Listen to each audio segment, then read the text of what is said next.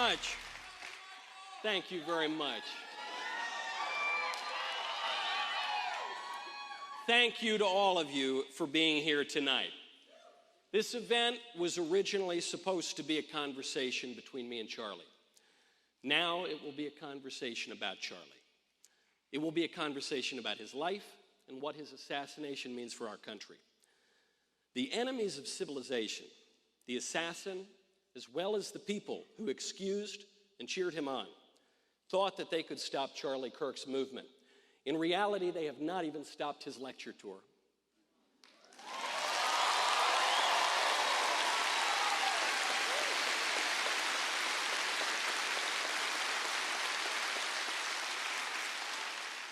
I would like to begin, if you would indulge me, with a prayer. Charlie had a great affinity for St. Michael the Archangel, and I think the St. Michael prayer speaks especially to our moment. In the Father, Son, Holy Spirit. St. Michael the Archangel, defend us in battle, be our defense against the wickedness and snares of the devil. May God rebuke him, we humbly pray, and do thou, O Prince of the heavenly host, by the power of God, thrust into hell Satan and all the evil spirits who prowl about the world seeking the ruin of souls. Father, Son, Holy Spirit, amen. 12 days ago, a ruined soul assassinated one of the brightest figures of our generation. And when I say bright, I am not just talking about Charlie's rhetorical skills, which had surpassed just about every public figure around. And I don't just mean his political genius, which led an 18-year-old kid to found the most significant cultural institution on the American right, 18 years old, and which led, through all of his political achievements, to the president, the vice president, the Secretary of State, among others, to our entire government showing up to his beautiful memorial service yesterday. I am not talking about any of Charlie's accomplishments, be they in broadcasting, publishing, coalition building, debate, or any of the other many things that Charlie had mastered. Charlie's brightness came not primarily from his professional accomplishments. They came from his character. You did not have to be a personal friend of his to notice it. You could see it in everything he did. There was simply a light and a levity to the man. And it was constant, even when he was stressed, even when he was arguing, which was frequent, even when he suffered setbacks. That light and that levity stemmed from one fact: Charlie's Savior lives.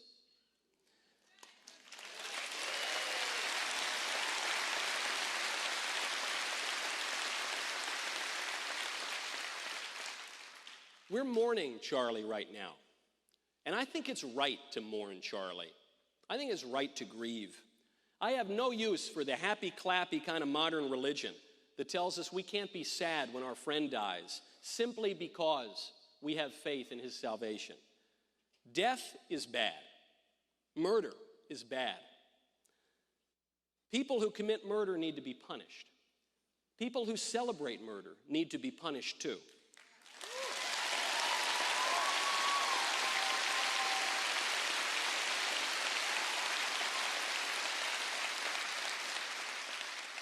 Death reminds us that something has gone wrong.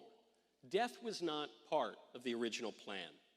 Jesus wept at the death of his friend just moments before he raised him from the dead.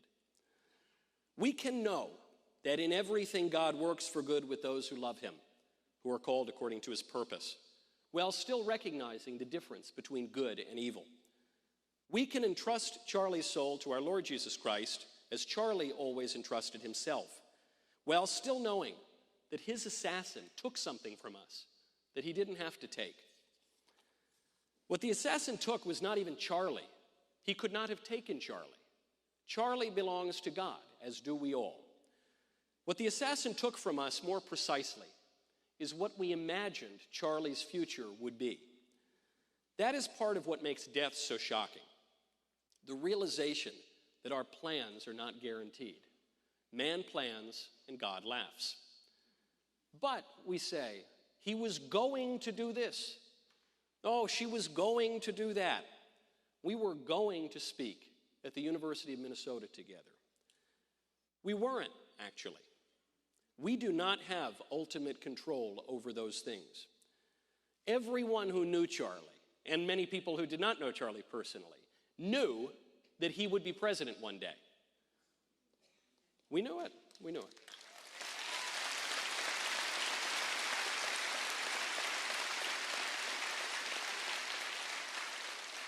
But would is a conditional verb, and it depends upon ifs that are out of our control. Charlie would have been president, but he won't be. In the wake of Charlie's death, many people are presuming to declare what he would have believed about this or that issue. Not what he did believe, mind you, what he would have believed, what he would have said if he had lived longer. This kind of talk is as absurd as it is unseemly. It is appointed for men to die once, and after that the judgment. With the exception of Charlie's beloved wife and the people very closest to him, those who would chime in for Charlie today are appropriating an authority that does not belong to them. It's a usurpation. At best, it is a waste of time. And one thing we all know Charlie never did was waste time. He worked about 27 hours a day, 8 days a week. Charlie accomplished more in his 31 years than most people could accomplish in many lifetimes. His most public accomplishments were political. His most important were religious. He wanted to be remembered for his faith. He wanted to help as many souls to heaven as he could. If you want to honor Charlie, go to church, read the Bible, pray, and do it right now.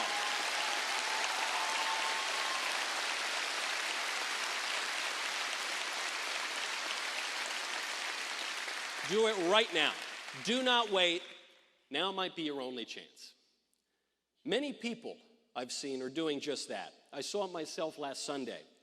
You will not be surprised to learn that I attend a rather traditional church. Smells and bells and suits and ties and all that sort of thing.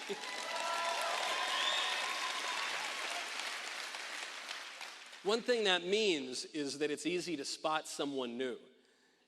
Someone who was just looking for the nearest church because he felt a sudden desire to be close to God. Someone whose Sunday best is usually a t-shirt and jeans. I saw a lot of t-shirts at Mass last Sunday. I was thrilled to see those t-shirts.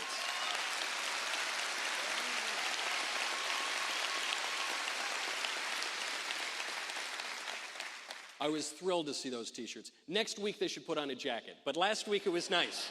It was nice to see. Because it meant that people who had left the church were returning. It meant perhaps that people who had never been to church were coming for the first time. And they were showing up because of Charlie. I was one of the hundreds of thousands of people who attended Charlie's memorial yesterday. When you count those who streamed it, I was one of over 100 million people who was watching it live. I suspect all of you were too.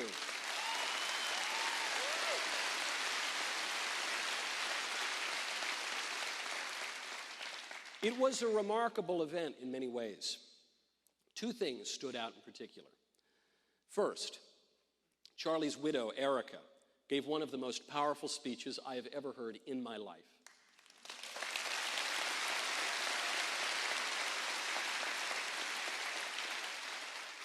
I was sitting with some of the toughest politicians in the world. There was not a dry eye in the house. In just one of several arresting moments in her speech, Erica forgave the man who murdered her husband because Christ on the cross asked his Father to forgive his killers, because we all ask God to forgive us as we forgive those who trespass against us. It was amazing.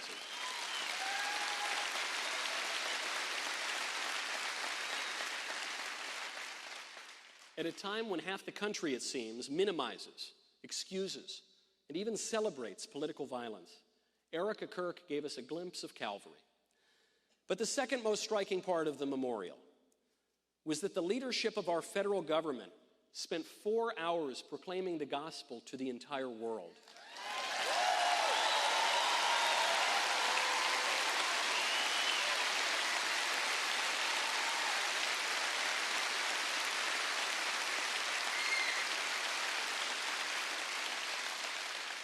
That should not have been surprising. We are a country founded by people who called themselves pilgrims. We were settled by people who said that we would be a model of Christian charity. Our government was established on the premise that we are endowed by our Creator with rights. Our national anthem declares, "Conquer we must when our cause it is just, and this be our motto, in God is our trust." Seeing our national leaders proclaim the gospel should not have been surprising, but it was, because we had not seen it in a very, very long time. Many of us had not seen it in our entire lives. The memorial was perfectly Charlie. On the one hand, it was about eternity, about the truths that transcend all ages and places. On the other hand, it was eminently political, temporal, local, particular. And there is no contradiction between the two, because we are all both of those things. We are souls which are eternal, and we're bodies which are temporal. People tend to fall into one of two errors on this subject today. They either think that politics is everything, more important than family, more important than morality, so important we murder people over disagreements.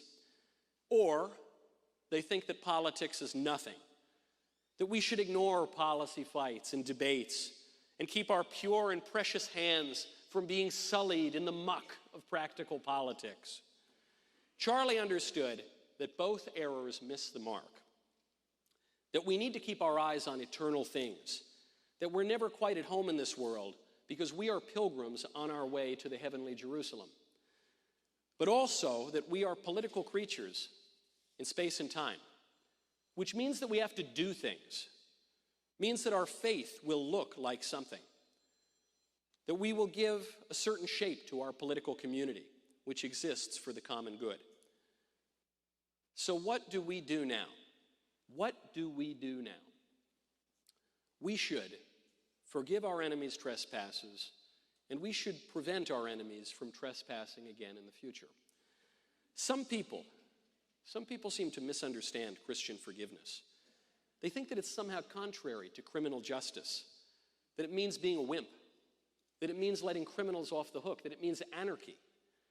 On the contrary, Christian forgiveness is about recognizing that vengeance belongs to the Lord who will repay. That's the first part. While criminal justice belongs to the civil authority which does not bear the sword in vain. Erica Kirk forgave her husband's killer. The state of Utah will inject poison into that killer's veins until he's dead.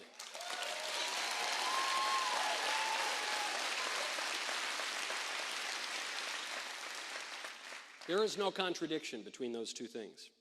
Christian forgiveness does not demand that we allow the cruel to ravage the whole earth. It demands that we love our enemies, and sometimes love is tough.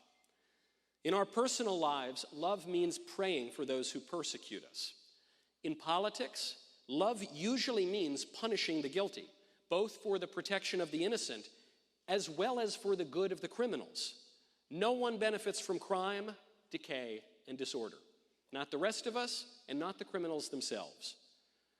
We cherish what we call the marketplace of ideas in America. In the wake of Charlie's assassination, many are inclined merely to redouble our devotion to the free marketplace of ideas. This instinct, I think, misses a crucial step. We had a marketplace of ideas. The left shot it up. If we wish to restore the healthy exchange of ideas, we need to refortify the marketplace. Marketplaces of all kinds require rules, confidence, and common media of exchange. They require, in other words, order. Liberty requires order. You cannot be undisciplined and free. You cannot be ignorant and free. That's why we don't let toddlers vote, okay? We all know this at a very basic level. What we must now do is reassert order for the exchange of ideas, for the flourishing of our public square, for liberty. We must insist upon the acceptance of basic truths and moral goods, not as the asymptotic goal of endless debate, but as the axiomatic foundation without which debate cannot occur. C.S. Lewis called these principles the Tao. Others call them the natural law, or the first principles of practical reason. We're in a university. If you've ever studied algebra, you know that you must begin with certain axioms. You have to begin with premises like A equals A, or if A equals B, then B equals A. That's about all the math that I know, but I at least got that far. Those axioms are themselves unprovable, but if we don't assume them, we can't prove anything else. The same is true in politics and morality. We cannot quite prove that we should live in an ordered society, but without assuming so, we can't prove anything else. If our society is to function, we must foreclose certain antisocial behaviors and certain suicidal ideologies. We must stop, to borrow a phrase from Chesterton, the thought that stops thought. Practically, this means that we must stigmatize certain evil ideas and behaviors, and we must ostracize people who insist upon them. More practically, this means that people who persist in such disorder should lose their social standing. In certain cases, they should lose their jobs.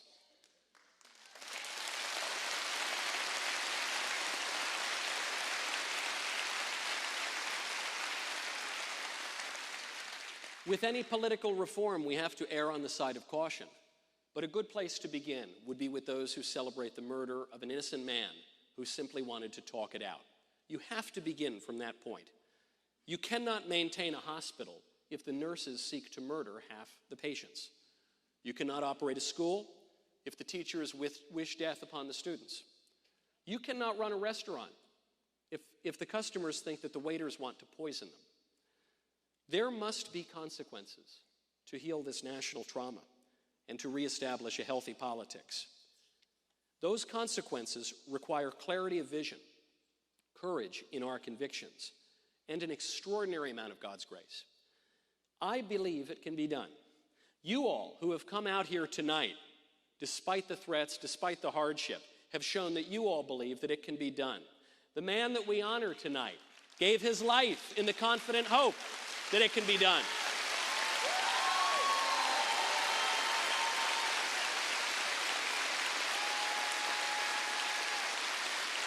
We must never despair. We must never surrender to the forces that seek our destruction. And we must work tirelessly to ensure that this moment truly becomes a turning point for America. Thank you very much.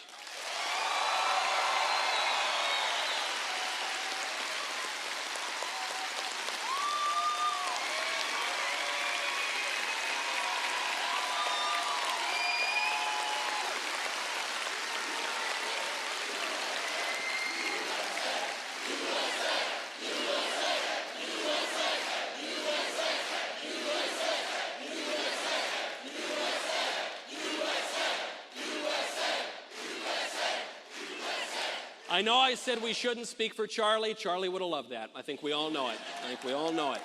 Now, also in honor of Charlie, and also to say no to the forces who would stop us, we are going to have an open conversation tonight. You can ask me anything, and if you disagree, you can cut to the front of the line.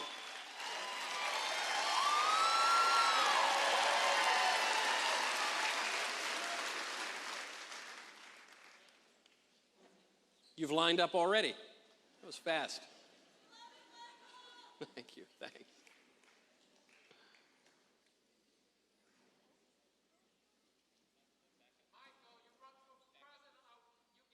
Yes, very kind. Thank you. It's very kind. I just had to say before my question, Michael, Charlie was the best of us, and I think he was going to be the next vice president. You're the best of us now. You got to be the next vice president. Very kind. Very kind. If the last week has taught us anything, it's that no one fills Charlie's shoes, and it'll take about 500 of us to lift up the microphone. But I think everyone wants to pitch in. So my question to you, Michael, is we all know that the fall came through the woman. Evil comes into the world through the woman. And since women have gotten the right to vote in the United States, with the exception of technology, I think every single aspect of American lifestyle has gone down: the nuclear family, open borders, welfare state, the abortion state, homosexuality, transgender abortion, defund the police, the attack on our military, the attack on masculinity.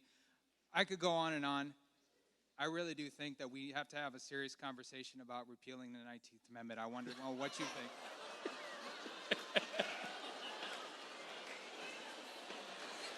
It's a mixed response.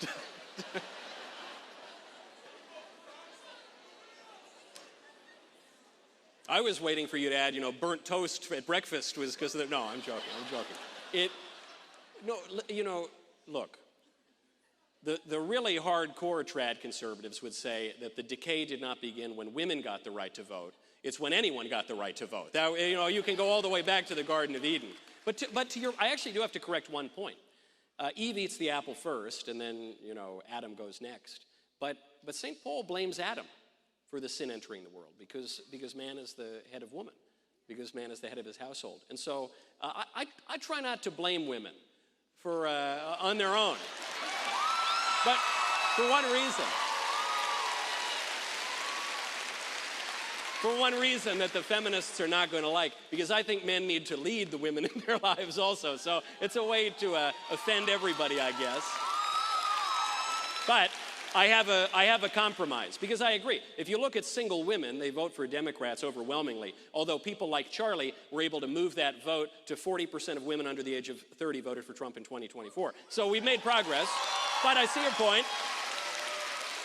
And so I have a solution. Having looked at the demographics and how they vote, I would say, okay, to the people who want to appeal the 19th Amendment, we can take the vote away from the single women who vote for Democrats. Hear me out. And then we can give 2 votes to the married women who vote for Republicans. Is that a deal?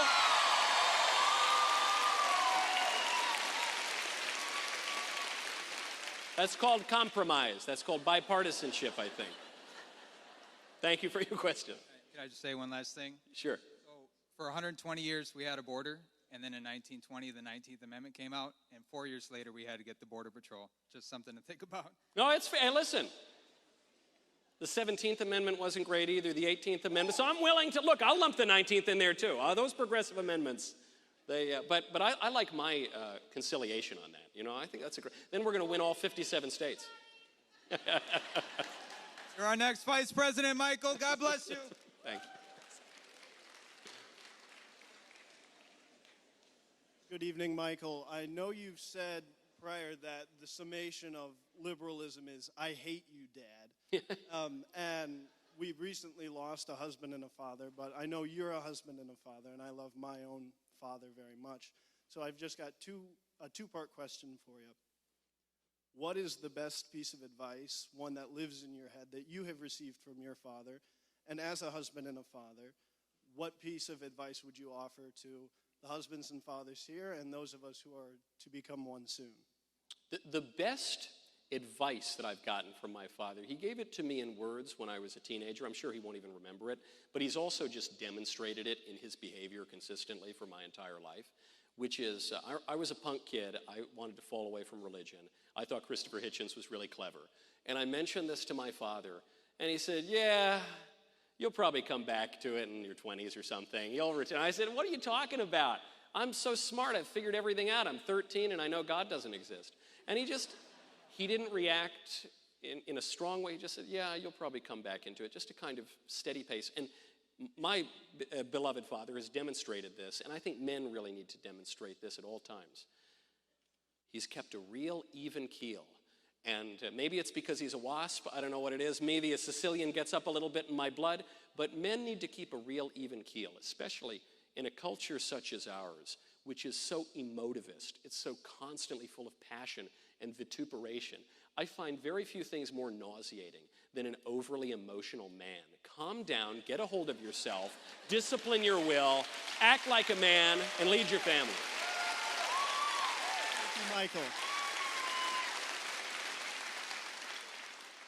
Hi, thank you so much for being here. I know it's tough after all of the events that happened. don't know if I'm going to be the only token liberal here, but I'll try. I'm glad at least one showed up. I appreciate it.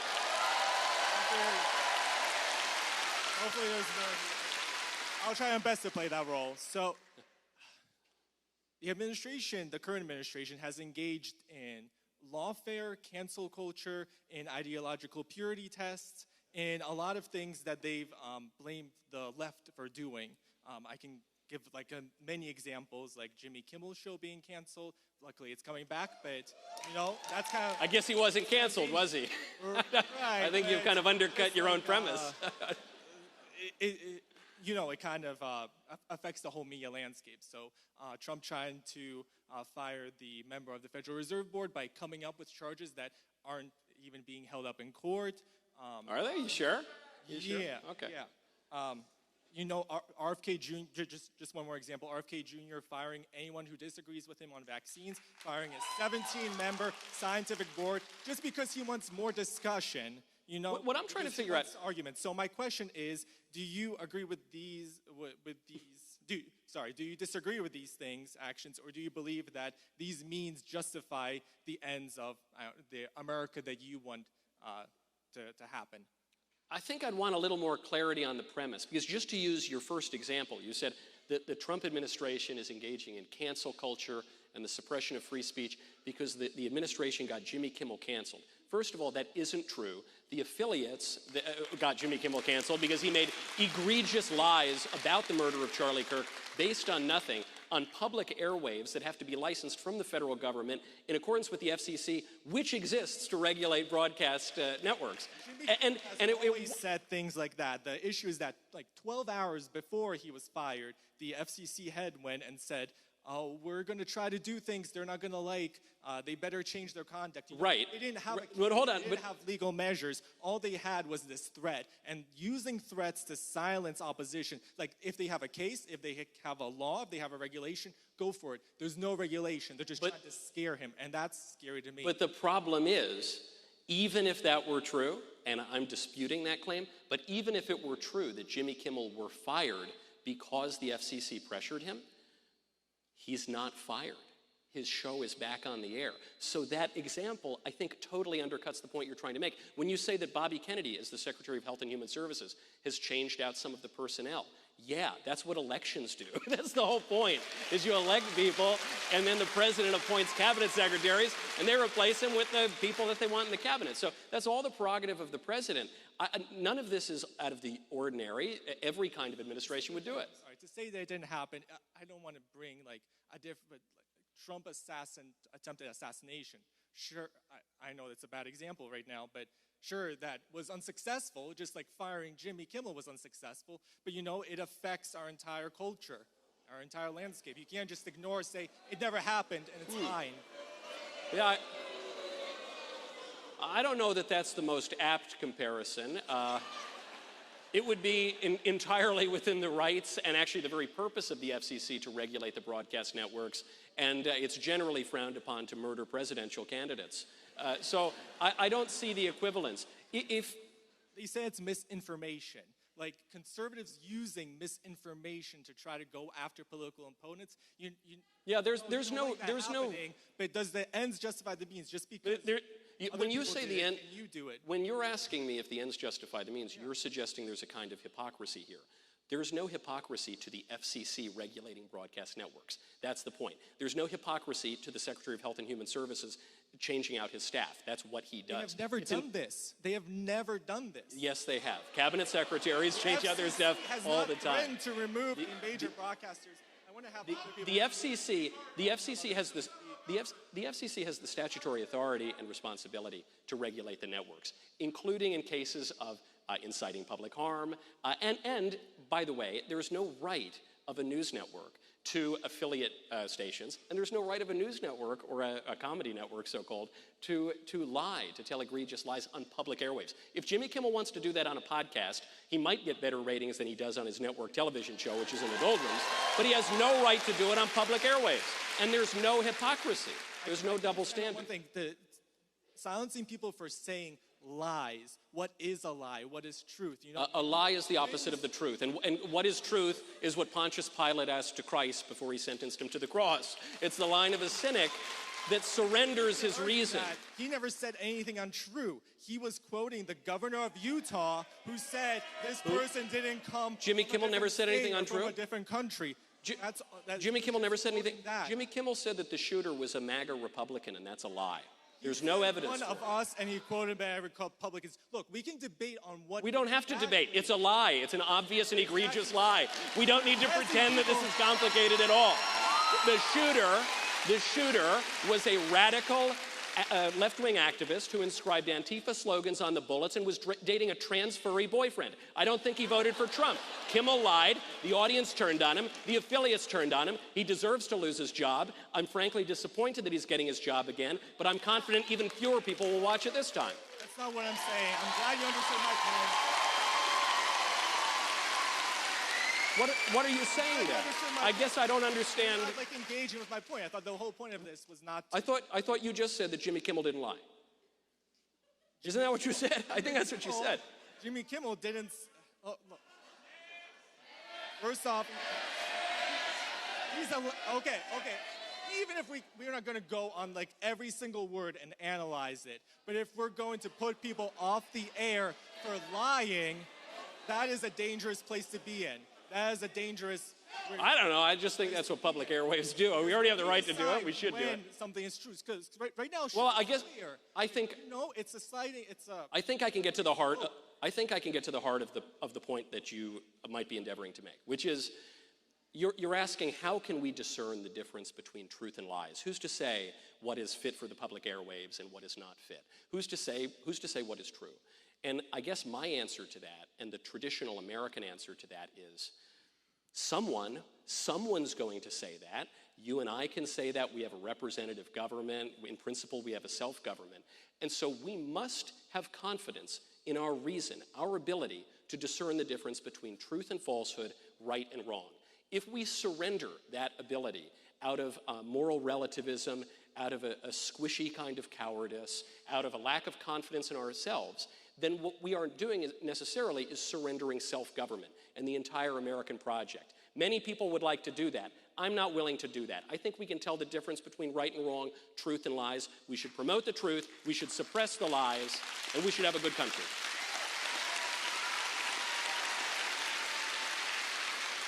So we shouldn't surrender that to the government. We shouldn't have the government. I thought we had a self-government. What is true and what is not true? We necessarily do that by having a judiciary, for instance. We necessarily do that by having legislators who are making moral judgments. When we say that we have a self-government, then what we're saying is that the government in some way is reflecting our view of things, and it comes from our reason. We also have, we have a judiciary and a Congress, not just the president. In a what? I don't know, I didn't catch the end of that. Okay. I think the point has been made.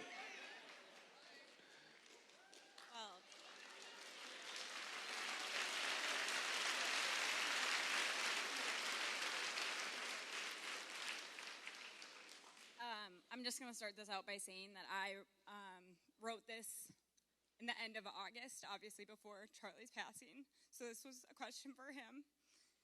But I do think it's important to read, and I did make an edit to it on 9/11, so I will read that as well. But my name's Maria, and I'm going to skip over some things that, just for the sake of time.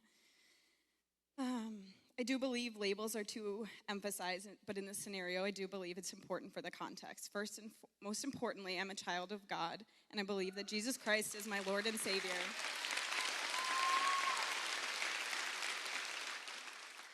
I hope that for every person here as well. I was born in a very poor country. I was adopted when I was young, and I'm a poster child for anybody who says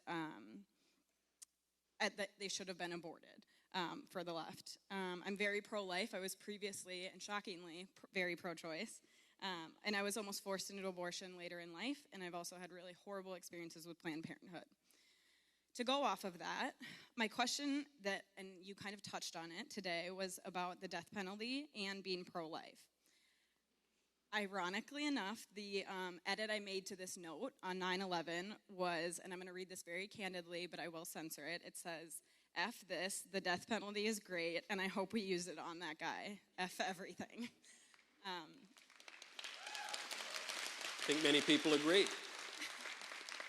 I will say that I do see the difference between an innocent baby in the womb and a murderer or an assassin, but I do still feel like we are playing, as humans, we're playing judge, jury, and executioner instead of God. I do believe that God has a plan for all of us, and when we die, we either go to heaven or hell, and he will have the ultimate justice and make everyone, especially murderers, answer for their sins. What would you say to that? Well, we do play judge, jury, and executioner. We're the only people who can play that because we live in a society, and so we need judges. We need judges to decide lawsuits. We need judges to decide criminal cases and to protect the innocent.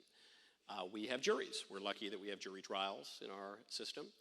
And we have executioners because there's nothing intrinsically evil about the death penalty. Some people make arguments from prudence that it might no longer be necessary in our advanced society, though I'm skeptical since we frequently let criminals off the hook and there are calls from mainstream politicians to abolish prisons. So I actually think that prudential argument is a bit weaker today than it was even decades ago. But St. Paul tells us that the civil authority does not bear the sword in vain. We know that throughout history, at least for the mackerel-snapping papists out here, there have been popes not only who, there's some out here in Minnesota. We know for the Catholics in the crowd that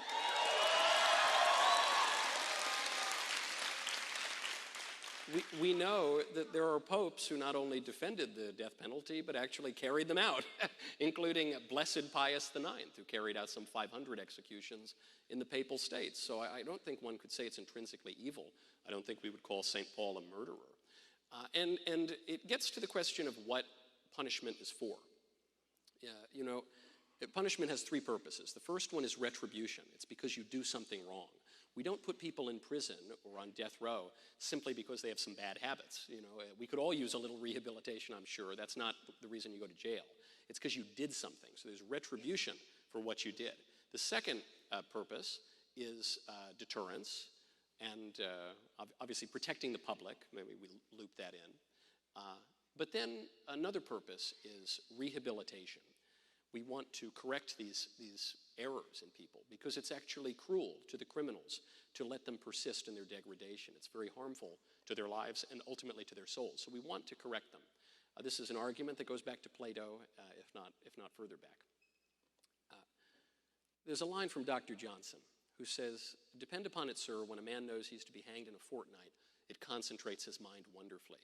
That actually, when a man is facing death, it can focus him. It can cause him to think more deeply on spiritual matters. It can actually help to rehabilitate his soul. For this and all of the other reasons, the death penalty has never been thought of as an intrinsic evil, and it can be called for. If you say, then we're playing God, well, are we not playing God when we sentence someone to 30 years in prison? Are we not playing God when we enact any other kind of justice? When we pass any other kind of laws? No, what we're doing is recognizing that God gives certain authority to the civil government for our good, because we live in society. We're a political creature, and we are going to live that way somehow, and so we might as well do it for the common good. That's a responsibility that falls on human beings. We do it to the best of our ability.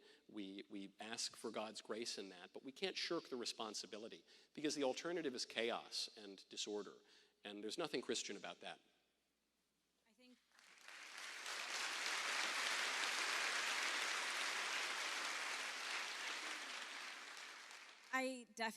My mind has been changed a lot on the death penalty even this last week. But I just have a hard time because I think that if we're putting someone to death, I think we might not have known what the plan that God had for them was, because whoever it was a... But maybe the plan was that we kill him through the civil authority. What? Sorry, say that again? Maybe the plan was that we, through our civil authority, bring him to trial and convict him of a capital offense and execute capital punishment. Why is that precluded from God's plan? Why is that the one thing that we're not allowed to do? I understand the fear and the awe in the face of God of interfering with God's plans. it's very difficult to interfere with God's plans. The only thing you can do is to oppose God, and God is still going to win in the end. You can oppose God when you sin, when you commit an act of evil. There is nothing that I see about the death penalty that is intrinsically evil. And so I think your conscience is clear on that matter. And on anything else, you might say, well, I had a burrito for lunch. What if God wanted me to have a hamburger? You know, he might have. I don't know. We have to ask for God's grace. We have to use our reason to discern his will as best we can. And we have to use our abilities to cooperate with God's will. And we do that prayerfully, and we hope for the best. I don't think there's something magical about capital punishment that excludes that from all the rest of human action. Yeah. The last thing I'll say is I think, again, this is a controversial topic, but I do believe that abortion isn't correct in any case. And a lot of times that includes rape, incest, all of those things. But I will say that a lot of times, even I have used this before, we say that we don't justify evil with evil. And I'm feeling so difficult about this, but I feel like we're choosing evil, So if you think the death penalty is evil, then I could see how you would arrive at that conclusion. But I wonder, you're a Christian, I take it. I am. So then how could you conclude that the death penalty is evil when St. Paul writes in the letter to the Romans that the civil authority is given to us for our own good and does not bear the sword in vain? How could you conclude from that the death penalty is evil when he says that it's appointed by God? I hadn't thought about it like that. There you go. All right. I helped in one way. Charlie would have taken care of that 5 minutes ago. It takes me a little longer, but I'm glad I could help in some way. Thank you so much for your time. Thank you. Thanks. Charlie would have gotten through that in 15 seconds. Hey, Michael. Want to thank you for taking your time out of your night to come here. And I know you have a pretty chaotic travel schedule, especially coming from Phoenix yesterday. However, coming from a devoted Christian who gave his life to Christ in 10th grade, which was the best decision I've ever made in my life, I just want to ask, I went through high school in a very liberal institution, and I'm now at a very liberal institution for college. How can I go about defending my faith in such a liberal state and a liberal institution? Oh, you're so lucky. You're so lucky because you got fish in a barrel. I strongly suspect, living in our modern culture, you've heard the arguments for atheism. You've heard the arguments for liberalism and all manner of disorder. You've heard them, you've decided they're wrong, and you've come to a different conclusion. When you go to a liberal university, especially in a liberal state, these people have simply never heard the other side. And I can speak a little personally to this, because when I arrived at university, liberal university, from a liberal state into another liberal state, I called myself an atheist. And I met a lot of atheists who were smarter than me, and I met Christians, and I met Jews, and I met all sorts of people who believed in God, and who I noticed made much better arguments than the atheists. And I think all you really have to do is just figure out what the person's holdup is. For me, it was an intellectual hubris, and so the way to start cracking that was the intellectual arguments for God. Could be the 5 ways of St. Thomas Aquinas, could be the ontological argument. There are many good arguments for God. If someone hates God because, I don't know, she hates her dad or something like that, liberalism, then you can, if that's the case, then you speak in a personal way, and you speak in a way that gets at that kind of family dynamic. If you're speaking to someone who's been raised in heretical and erroneous religion, and is arguing not against God, but a false conception of God, then you correct that heresy. But you have to be, as St. Paul says, all things to all men, for their good. And when you're in a liberal university like that, you're going to be speaking to people who have very likely never considered your arguments. It's going to be layup after layup, man. That's great. Congratulations. Thank you so much. I love, the premise of the question is, how do I defend my faith here? Forget about defending your faith. Think about advancing your faith. The gates of hell will not prevail against the church. That means the church is moving. It's on the advance. Remember that.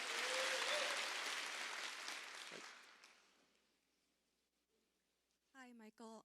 My name is Brooke, and I was trying not to come up here and cry, but I guess I'm going to anyway. I almost lost it at the top of my speech, too. And I do this for a living. It's very difficult these days. That makes me feel better. Thank you. I had the privilege to see Charlie last year while he was in Madison, and I didn't go up and speak to him, and I really wish I would have told him that he's one of my heroes. But you are too.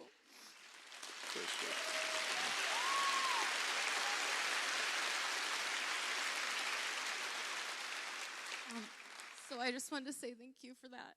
I've been listening to your show every day, and that's been helping me. So, but my question, I do have a question actually, is...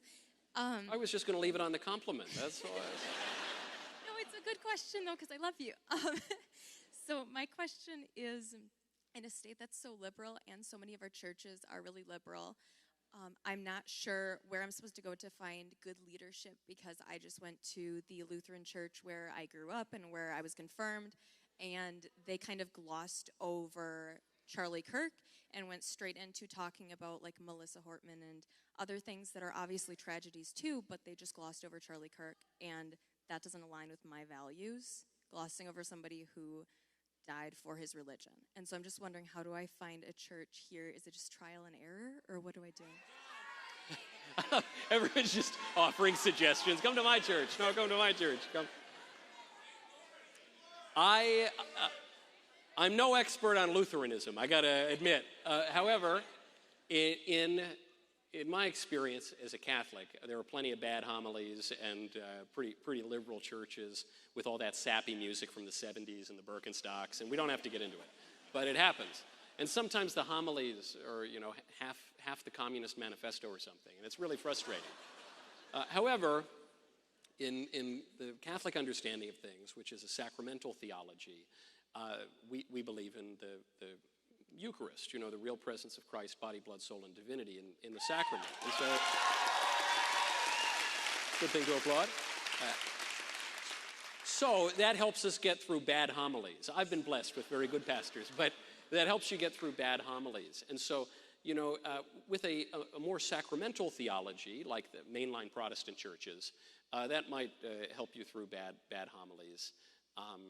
In the more non-denominational churches, you're out of luck. I don't know. You got to find a good pastor, I guess, because the whole thing is about the sermon. But I would say, ask yourself why you're going. And the answer to me is I don't go to church primarily to hear a good lecture. I love lectures. I listen to a million religious lectures all the time. But I go there to worship, which is a different kind of act. In a way, it's sort of the distinction between the temple and the synagogue. And so I go there for an act of worship. And I think that if you seek churches that understand what the service even is, that have that different understanding, I think a lot of the rest of it is going to follow. And in our modern culture, I don't think there's anything bad about going to the church across town. Because what's going to happen over time is those liberal churches are going to peter out, because people are showing up on Sunday for something different than the worldliness that they get throughout the week. If all they're getting is the worldliness, no one's going to have kids, the median age is going to be 102, and it's going to go away. Meanwhile, my little recommendation for those interested in the smells and the bells is that if you go to the traditional Latin Mass, the median age is 5 years old, A little advertisement for Rome, but that's where I would go, and have hope and confidence that the future of the church is going to be reverence. The future of the church is going to be orthodoxy. The future of the church is going to be the truth, because the falsehood is going to fall away. Okay. Thank you.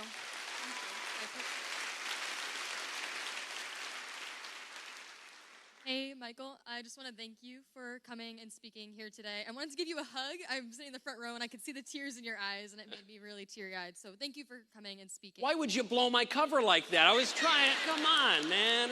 Sorry. I am raised Wells Lutheran, so I very much look up to you as kind of a Catholic brother. I've watched your speeches and your YouTube a lot. I really look up to you.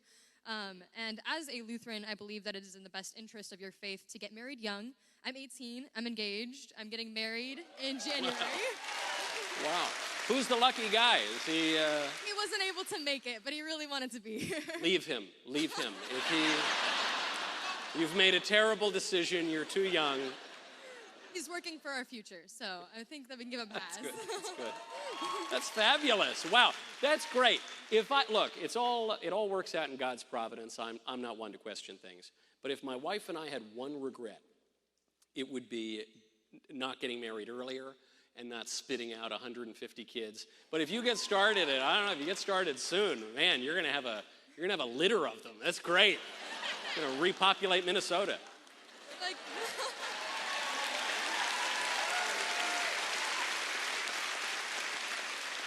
so I guess you already answered part one of my question, which is what is your opinion on young marriage? But my second part is, what is some advice that you have? Because I know like the first couple of years are really difficult in marriage because it's such a change. What is your advice for us going into this new stage of life? Okay, now I'll get a little more serious about it. How long have you been dating? We'll be getting married on our 1-year anniversary.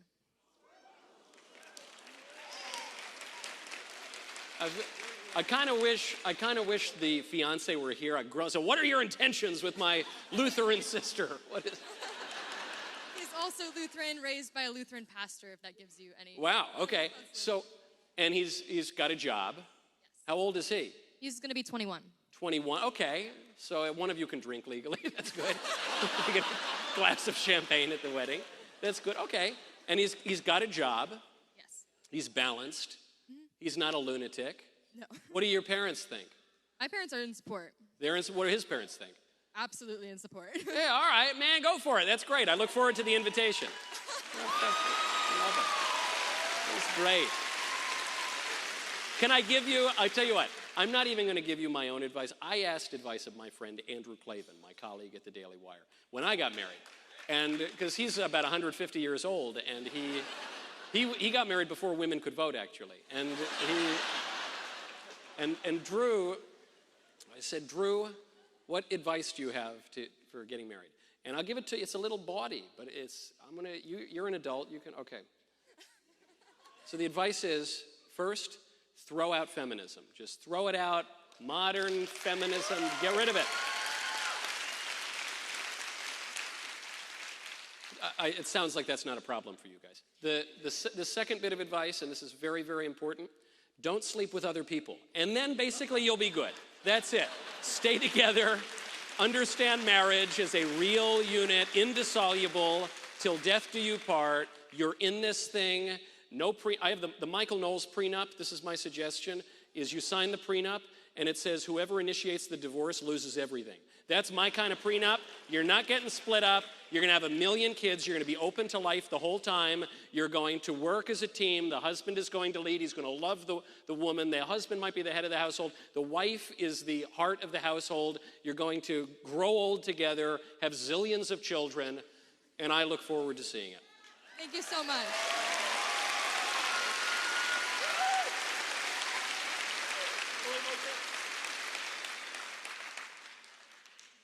Hey, Michael. Big fan of you for a couple years now. C.S. Lewis said that God whispers to us in our pleasures, speaks in our conscience, and shouts in our pains. Now, this pain that everybody's felt across the country, I feel that it's God shouting at us, saying, take up your cross and do something. Now, but we all don't know how to do that. I'm a Protestant. You're a Catholic. I wanted to ask you about the 4 cardinal virtues: prudence, temperance, justice, fortitude. But in practicality, what is the order that you should have these in your heart going forward when you want to actually do something? And secondly, would you like to sign my copy of this fine book, Reasons? Which one? Oh, wow. Is that my magnum opus? It Reasons is. to Vote for Democrats, a comprehensive guide. I would highly recommend it to anybody.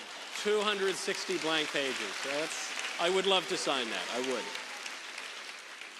I'll answer your question first.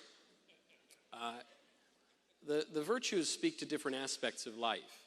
So justice obviously is extraordinarily important, and there are different species of justice. Justice is giving to all what they deserve. Religion is a kind of habit of justice that inclines the will to give to God what he deserves. So justice is extraordinarily important in that regard. Prudence is the paramount political virtue. Politics does not exist as 5 bullet points on the back of a napkin. Politics is how we adapt eternal principles to changing circumstances and bring people together to live together in furtherance of the common good. Temperance is the only way that you can have freedom, because you have to be able to moderate between excesses that will compromise your liberty. And courage is one that we frequently forget. Courage is the virtue that is the prerequisite for all of the other virtues. You might think you have the other virtues in spades, but if you're a coward, they are completely useless. So I wouldn't rank them in a hierarchy. I would just recognize that they have integrity and they go together, and you can't really separate one from the other. And then to your much more important question, I would love to sign that best-selling book, Reasons to Vote for Democrats. Yes. Thank you, Michael.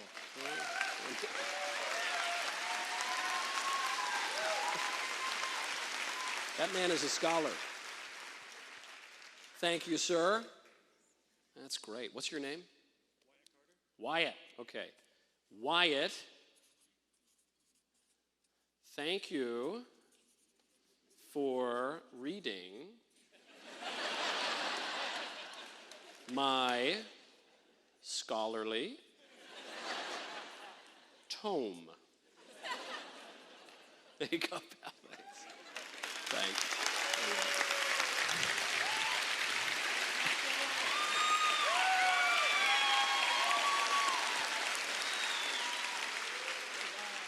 It's important to read. It's very important to read. Hi, Michael. Hi, Michael. My name is Elliot Blanchett, and I'm a MAGA man of color.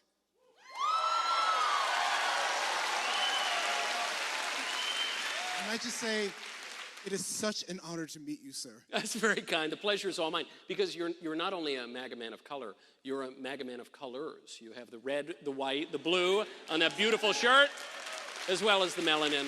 Yes, I'm as patriotic as they come. So I have a two-part question for you, Michael. Yep. So the first part is, since I know you're of Italian descent, yes, would you prefer pizza or calzones? Well, I would prefer pizza, but if we're in the Midwest, and I fear that someone might confuse what I just said for that sloppy casserole that passes for pizza in a town called Chicago, which is perfectly fine as a casserole, but which is not pizza. It's not pizza. I'm an expert on the Italian language and culture. They don't understand. Hot dish, hot dish. Okay, and the second part of the question that I had is, do you think Minnesota is worth investing in politically?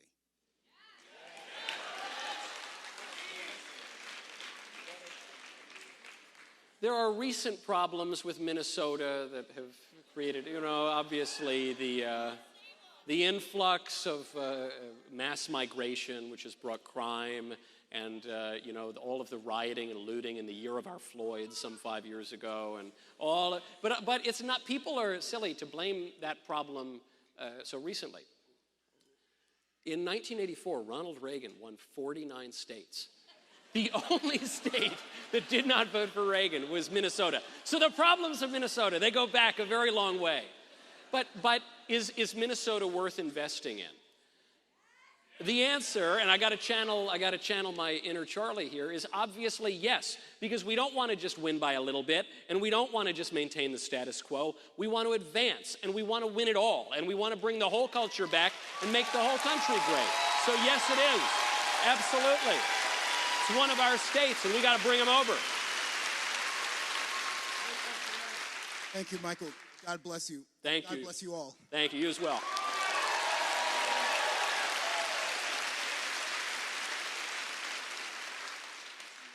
Greetings, Mr. Privileged to meet you. Big fan of the show. I'm quite right-wing in my worldview, maybe to a fault. No such thing. Are you sure? Are you sure? I guess I'll find out. Because reading the Bible, I read some verses that from a right-wing perspective, I have a hard time squaring that circle. Being conservative, being right-wing, being red-pilled.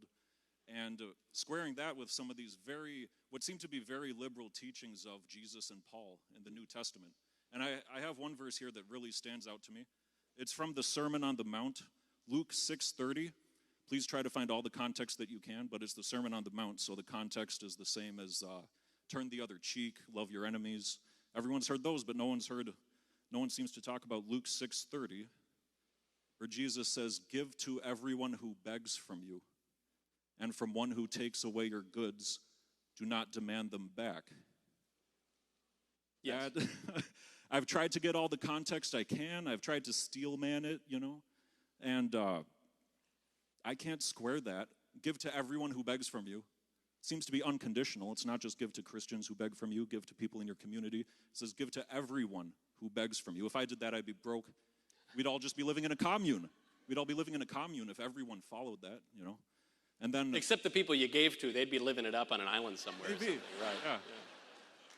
So that's my first question, and I have a second one I'd like to get to if you have time. Okay, sure. Yes, we're told to give freely, of course. So what is our Lord telling us? Because our Lord will tell us, on the one hand, to he who lives by the sword dies by the sword, and on the other, he'll tell us to go sell our cloak and take a sword. What does this mean? Is our Lord contradicting himself? Certainly not. He can't contradict himself, so he's telling us something. And so on the example of giving freely, let's make it really practical, because I've struggled with this myself, especially when I was coming back to faith. And I read this, and I said, what do I do? Do I just give away all of my money and live destitute on the street? No, for two reasons. One, we have certain obligations. We have obligations to those who are most within our sphere of responsibility, a father to his children, for instance, or to his wife. I think, is it 1 Timothy? I might be getting it wrong. I'm Catholic, so our citations of verse and chapter are a little off. But tells us that a man who does not take care of his own is worse than a pagan. So our vice president actually spoke about this with the Christian concept of the ordo amoris, which St. Augustine writes about, and then St. Thomas Aquinas explains in greater detail as the ordo caritatis, that there is an order to charity. It would actually be immoral for a father to starve his own children to give to some drug addict bum on the street. It would be disordered. It would be immoral for a man who is walking by a swimming pool, two drowning children. One is a child he's never met. One is his own child. He would like to save them both. It would be immoral for him to abandon his own child in order to save another. So there is a way that we order our loves as we give to all. The second part of that, though, is when the drug-addled bum comes up to you and he says, give me some money, and you give him some money, he says, give me more money, and he says, give me all your money, you have to ask yourself, am I really giving to this person? Am I really loving this person? Am I really willing and advancing the good of that person? In many ways, I would like to just give a couple bucks to the bum on the street and be done with it and not have to think about it again.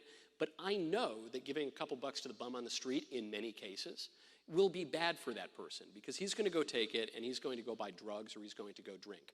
And so I'm not really giving him something. I'm damaging him. I'm not really loving him. I'm neglecting him, and I'm trying to move on.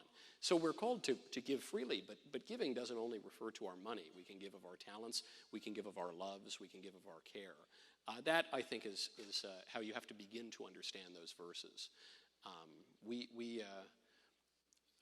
Our Lord is identified with the Logos, the divine logic of the universe. Our religion is a religion that makes sense and that has to make sense. This is not true of all religions. Islam, famously, is a voluntarist religion that says that God is purely transcendent and pure will. That, to quote Pope Benedict, who is himself citing a medieval Islamic writer, Ibn Hazm, if the God of Islam commanded his followers to worship idols, even, he could do that sort of thing. But that's not our conception. Our religion is one that makes sense, and so we can apply reason and logic to our faith, and we'll find that we only go further and deeper into our faith. All right, I'm glad you touched on the ordo amoris. That's really how I try to view the world, that we shouldn't be afraid to say my family matters more than other families. That's the reality I experience. It does to you, certainly, yeah, and it should. As yours should matter more to you than mine. Yeah. But how does the unbeliever fit into that? How does, let's say I have a brother who doesn't believe. Does the Ordo Amoris, how does that apply then? And, If you run into a baptized bum on the street that you ever met, or your brother who's apostatized or something, who are you supposed to? I think I'll have to defer to the scholastics on that. Well, I'm not. I've got a few Bible verses here that pertain. Sure. Pertain. I'm sorry.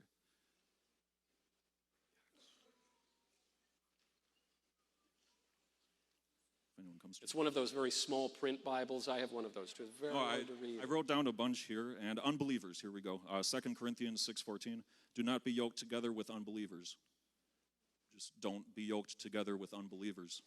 It's pretty straightforward. Sure. For what do righteousness and wickedness have in common? Or what fellowship can light have with the darkness? What does a believer have in common with an unbeliever? Then there's another one, 1 John 4, 2 through 3. This is how you can recognize the Spirit of God. Every spirit that acknowledges that Jesus Christ has come in the flesh is from God, but every spirit that does not acknowledge Jesus is not from God. This is the spirit of the Antichrist, which you have heard is coming and is even already in the world. So, if my brother doesn't believe, that's the spirit of the Antichrist. Why should I have anything to do with him? Well, God wills his salvation, and he might be using you as an instrument for his salvation. And he sends you out in a great commission to make disciples of all nations and always to be ready to make a defense of your faith. So I would say, while you should, of course, be aware of the spirit of the Antichrist and recognize the distinction between believers and unbelievers, don't give priority to the Antichrist over Christ. Don't give priority to the privation of good to evil over good, the light who has overcome the darkness. The darkness, rather, has not overcome the light. Recognize that God is constantly creating the world, and God is constantly calling you to be near him, and allow yourself to be an instrument of his. That means sometimes in love rebuking people who are behaving in a way that they should not. That means evangelizing. That means not mincing words about the truth. That means not making light or compromise with false religion. But it means going out boldly. I mentioned this earlier, but our Lord tells us that the gates of hell will not prevail against the church. Some people seem to think that puts us in a defensive posture, that offensive forces are going to perhaps prevail against us. We're talking about gates, the gates of hell, meaning that Christ's church, the bride of Christ, is advancing. Christ conquers death on the cross, and the church is advancing and shattering the gates of hell and calling all toward him, and you should be part of that. It's not that people cannot turn their will away from God. God does, in fact, give us free will. And as St. Augustine says, he who made you without your participation will not save you without your help.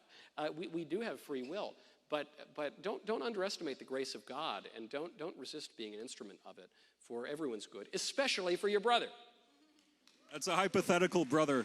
I should say that brother doesn't exist, but that's good. I have one last final question, if I could. What do you think? You've been voted out. Sorry. I would have heard it. I wanted to hear your question, but listen. In the free marketplace, vox populi, vox dei. I didn't set the rules. Trust me. Thank you, though. Thank you. Real quickly, what's a mackerel snapper? What is a mackerel snapper? Oh. What does that mean? A mackerel snapper is the sort of fella swims the Tiber all the way to the eternal city. A mackerel snapper is one of our icon-loving, medal-wearing, scapular-having papists. I'm talking about the Catholics. That's what it means. It means Catholic. It's because we don't eat meat on Fridays. Thank you. Thank you.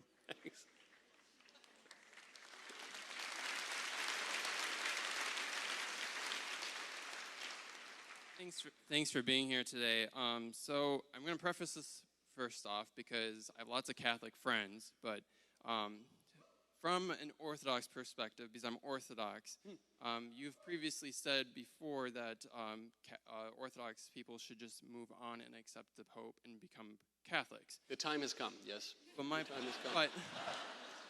My problem with that, and I think you would agree to it too, is the fact that a lot of things, if you have a top-down structure like the Catholic Church can change a lot of things, like get rid of Latin Mass, not allow people to do pre-60s Mass anymore.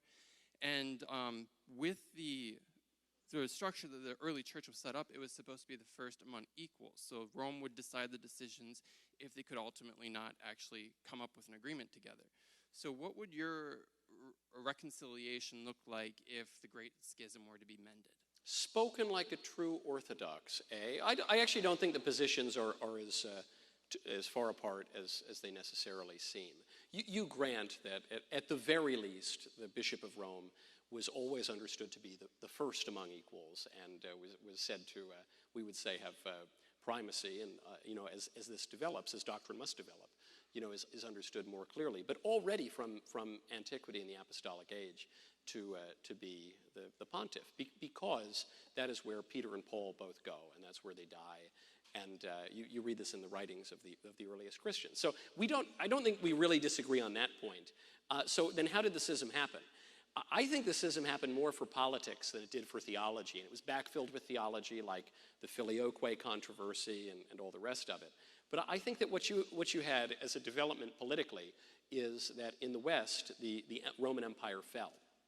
And so the Pope accumulated not only the spiritual power, which he had already had, and the spiritual authority, which he had already had from the beginning, but also a fair bit of temporal power, and he was leaning on various kings and smaller regions to sometimes buoy that power. And you saw a different interplay between the secular and the religious power play out in the West than you did in the East, because in the East you had the Eastern Roman Emperor. And so you had something more akin to Caesaro-papism, and you would even have situations going back into the Middle Ages, but not the late Middle Ages, right after the fall of Rome, where you would have the Eastern bishops come in and they would agree with the decisions of a council, but then the emperor would disagree, and there was all this kind of fighting. And it's all of that to say, I think it was always kind of bound for schism because of that problem. And it's why John Paul II called the Catholic Church and the Eastern Orthodox kind of like the two lungs of the church. But because of that, because I think the schism is really less doctrinal and more political, then it seems more easily resolved, especially now that the Eastern Roman Empire really doesn't exist. So unless we're looking to Vladimir Putin or something as the strong political power, then maybe we have an opportunity, because doctrinally the Filioque controversy could be resolved, and I know some people had problems with the last pope, but now we've got Pope Leo and everyone loves him, so now's the time. The water's warm, come on into the Tiber.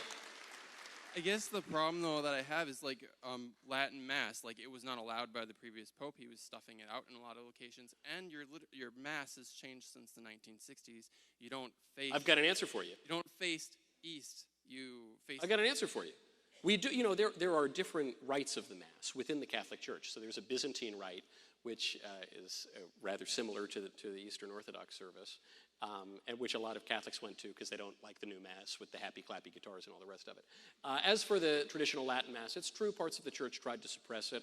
I've attended the traditional Latin Mass throughout the Francis pontificate. They didn't get rid of mine. That was nice. And Pope Benedict XVI said that the Latin Mass really never could have been abrogated because it's the Mass of the Ages, and it's now the extraordinary form of the Mass. So even that is a little bit overstated, and trust me, I'm as sensitive to issues of liturgy and liberalizing forces, but it's simply a fact, whether you're Catholic or not Catholic. The Catholic Church is the sole institution in the West that has survived since antiquity. And Hilaire Belloc had a good explanation of this. He said that he has to take it as a matter of faith that the church is divinely instituted. But for those who doubt the divine institution, one proof is that no other organization conducted with such knavish imbecility would have lasted a fortnight. The fact that the dogmas remain the same, the fact that the practices, even the disciplines, remain the same, the fact that even all those libs have not succeeded at snuffing out the Latin Mass, tells you, I think, that it's pretty sturdy, at the very least because of historical inertia, and I think because of divine protection. Thank you.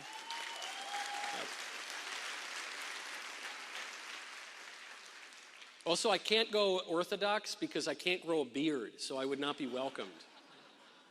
I can't grow a beard either, Michael. I've been here since 9 a.m. I was the first guy in line, so I'm going to ask for it. Will you sign my hat? Yes, 9 a.m. If you'd gotten here after 10, I would say no, but 9 a.m., yes. And thank you. And my actual question is, what do you think is next for the conservative movement? Charlie was the unifying figure for the movement. It's simply a fact. There is no replacing him in that regard. Trump, at the highest level, would have been the unifying figure who brought a coalition together. On a day-by-day basis, I would say Charlie actually did even more to keep together the disparate factions of the conservative coalition. There is nothing conservatives love more than arguing with each other, than having their super special little obscure moniker. You know, I'm a neo-paleo, this, that, the other. They love it. They all have to be very special little boys, and they all have to fight for power among the various factions. And so what is going to be most missed, I think, about Charlie's presence is not the debates. They were great. They're going to be missed. It's not the TV hits. They'll be missed. The books will be missed. All of it will be missed. It was the coalition building, the coalition maintenance. There is no other figure that fills that role right now. And so the immediate future is going to be, as I see it, a unity for Charlie, for Erica, to keep TPUSA going, to make sure that this mission does not die. That's in the short run. In the longer run, though, there will be various factions trying to fight for power, and especially when the president is no longer running, then you're going to have the other big unifying figure fall away. The only character that I can see at the moment who can really maintain the coalition, who I have confidence in to do that, is the vice president, is J.D. Vance. I think he has an ability to do it.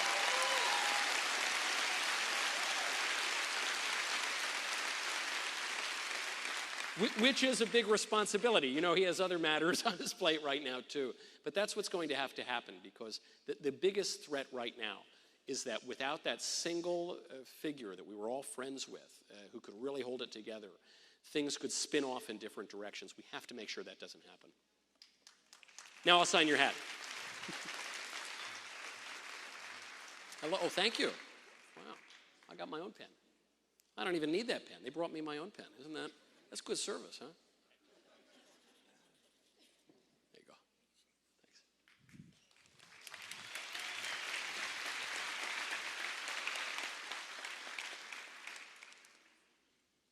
Good evening, Michael. My name is Jack. I appreciate you being here, especially after your event yesterday, that you still made this happen. I believe I have a disagreement, so I got to cut the line, so apologies to everyone behind me. So I'm actually an alumni of the university. I graduated in 2020, everyone's favorite year, where graduations were canceled due to COVID, and we were all under curfew for the George Floyd riots. But I moved to Oklahoma. I did a few years the Air Force pilot training program, and I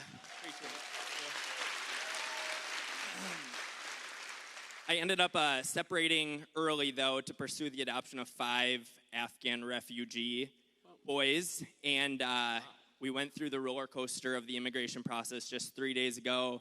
We were in court, and court finalized the adoption, and they all received their U.S. citizenship the legal way. Wow. Thank you.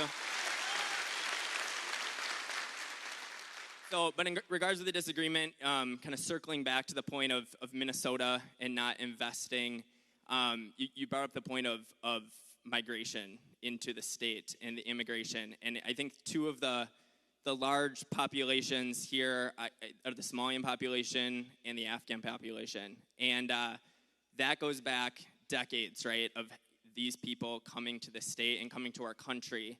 And while the current administration is doing a lot to address illegal immigration, the fact of the matter is, especially in the state of Minnesota, a lot of these people are here legally. They're lawful permanent residents. And there's a lot to be said maybe about, you know, there needs to be a mindset or culture shift within the populations. But I think it's really easy for the Republicans to be pointing their finger at these populations. What would you say is the solution, the boots on the ground solution for our generation to be addressing that problem, given the fact that even if, you know, the ICE enforcements were to go as far as they could, you know, these people were brought here legally. So what is the solution for those people? The last thing that Charlie said to me when we were speaking, I actually owed him a text, but the last time we were speaking on camera together, the last thing he said was, "Michael, I'll see you in Mogadishu." because of the immense population of Somalis in Minnesota. And he was always quick with a line, he was pretty good. And obviously, we've seen this in recent years. I mean, it's just a tremendous growth in this immigrant population, and it's an immigrant population that does not really assimilate and that is associated with lots of crime and a drain on resources, and in the case of a certain member of Congress marrying her brother, but we're not going to name names. But that is immigration fraud, and you could deport her for it, but I don't want to get in the muck of that. So that's a big problem, and you say, well, a lot of them came here illegally. Not Ilhan Omar, she came here illegally, but not because of the fraud, but anyway, but some of them came here legally. And the answer is that we have to drastically reduce legal immigration as well as illegal immigration.